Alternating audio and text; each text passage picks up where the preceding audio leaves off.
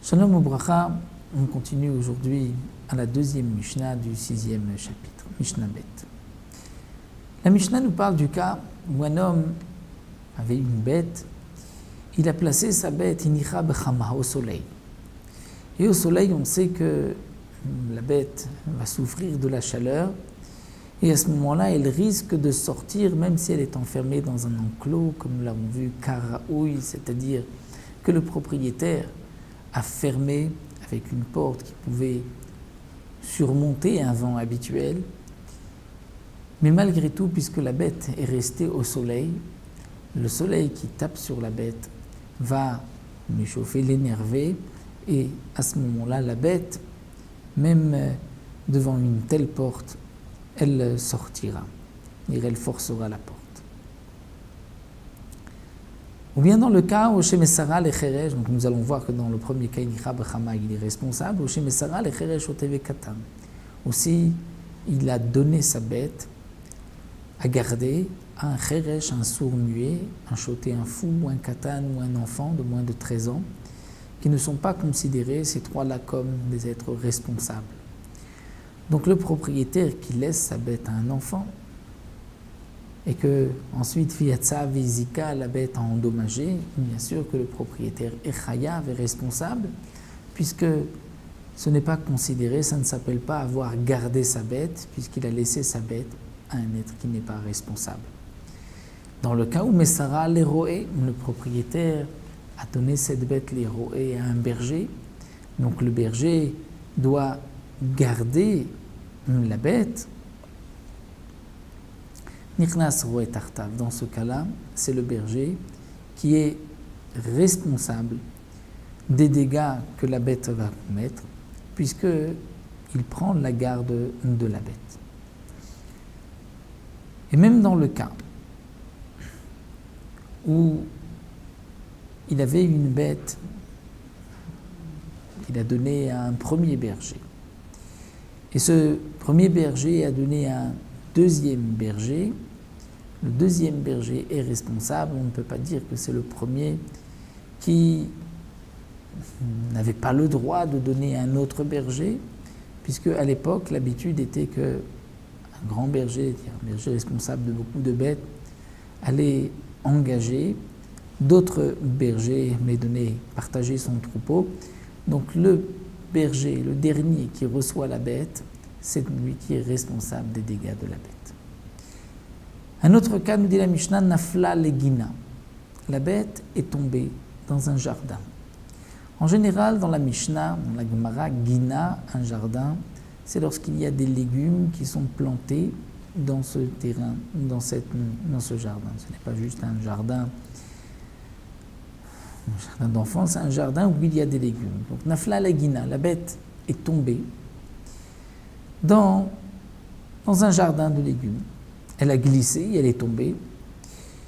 Donc cette chute était béonnée, c'était un cas de force majeure, le propriétaire ne pouvait pas prévoir cette chute. Vénénite. Et la bête se retrouve donc dans un jardin, c'est vrai qu'elle est tombée, mais elle a devant elle de quoi manger. Et elle en profite, elle en mange. Meshalemet ma shenehenit. Elle payera. Bien sûr, ce n'est pas elle qui payera, mais le propriétaire de la bête devra payer, bien que c'est marqué au féminin, Meshalemet. C'est-à-dire le propriétaire de la bête est responsable, il payera ma shenehenit ce qu'elle a profité. Elle payera en fonction du profit, mais non pas en fonction du dégât. Et comme le Pirouche, Rabbeinu Ovadia Mibarthénoura nous explique, c'est seulement dans le cas où elle a glissé. Mais si d'autres bêtes l'ont poussée, à ce moment-là, le propriétaire devra payer tout le dégât causé. Parce qu'il est responsable, il aurait dû faire passer une bête, une après l'autre.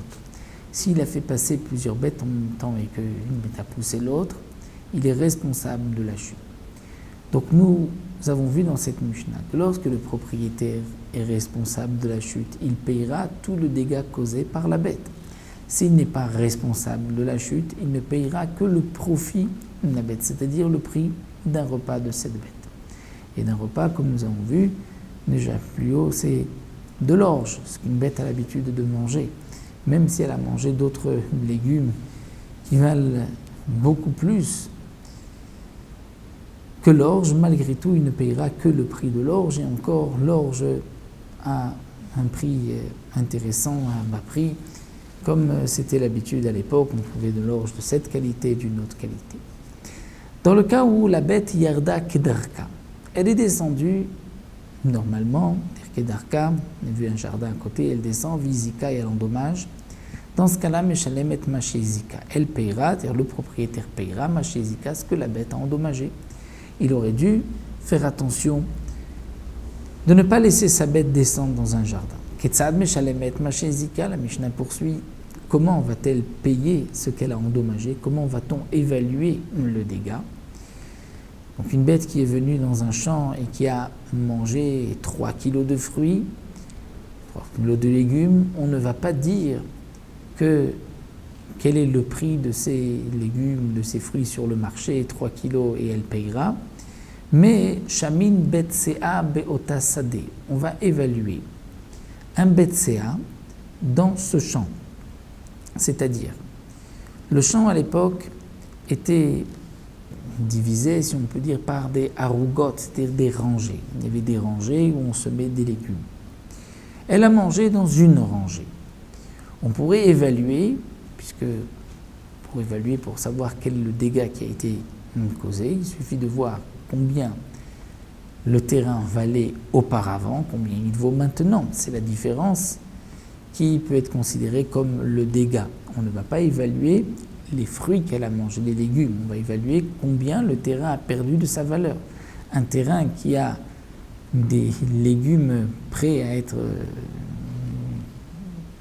mangés, le terrain a tel prix, et s'il y a une partie des légumes qui ont été endommagés, donc le terrain vaut un peu moins. La différence n'est pas vraiment conséquente, importante. C'est bien moins que si on évaluait juste le prix des fruits. Mais c'est la halakha. On ne peut pas dire que celui qui a endommagé doit payer le prix des fruits, doit payer la perte de la valeur. C'est comme si quelqu'un casse une fenêtre. Normalement, d'après la Gemara, il ne va pas payer le prix de la fenêtre. On va évaluer la maison, combien elle vaut avec toutes ses fenêtres, et la maison avec une fenêtre en moins, une fenêtre brisée. Donc comment va-t-on faire pour ne pas que celui qui a endommagé perde non plus, comme Barthénoura nous l'explique, c'est ce qui est marqué dans la Gemara, on ne va pas juste évaluer la rangée, puisque une rangée avec tous les légumes, une rangée avec une partie des légumes mangés, c'est vrai que la différence est encore importante, mais on va évaluer un betsea, c'est-à-dire une mesure, un betsea, c'est-à-dire une certaine superficie qui correspond à un betsea, combien on peut semer, CA qui était une mesure de l'époque. Et donc cette superficie, on va évaluer kamaïtayafa avec kamaïyafa, combien cette superficie valait avant le dégât et combien elle vaut aujourd'hui. Rabbi Shimon Omer, Rabbi Shimon dit Achla perot gemurim shalmet perot gemurim. Pour Rabbi Shimon, si la bête a mangé des fruits qui étaient terminés, qui étaient mûrs, qui étaient prêts à être récoltés, elle payera le prix de ces fruits-là. On ne va pas évaluer par rapport au terrain. Étant donné que les fruits sont terminés, on peut considérer qu'elle a mangé des fruits qui étaient déjà coupés. Et donc, pour des fruits terminés, je vais mettre période gimourim. Im CA, si elle a mangé un CA, elle paye un CA. Im Sataim, c'est une 2 CA.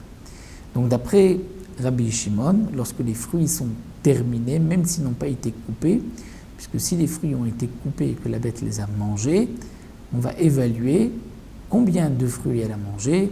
Elle a mangé 1 kilo de fruits, 1 kilo de légumes. Quel est le prix de ce kilo sur le marché? C'est ce que le propriétaire payera. Si les fruits étaient déjà coupés, les légumes étaient déjà récoltés.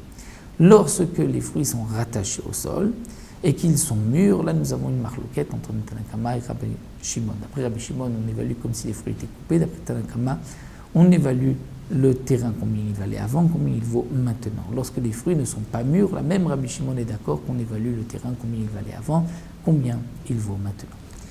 Voilà, nous nous arrêtons ici à la Mishnah.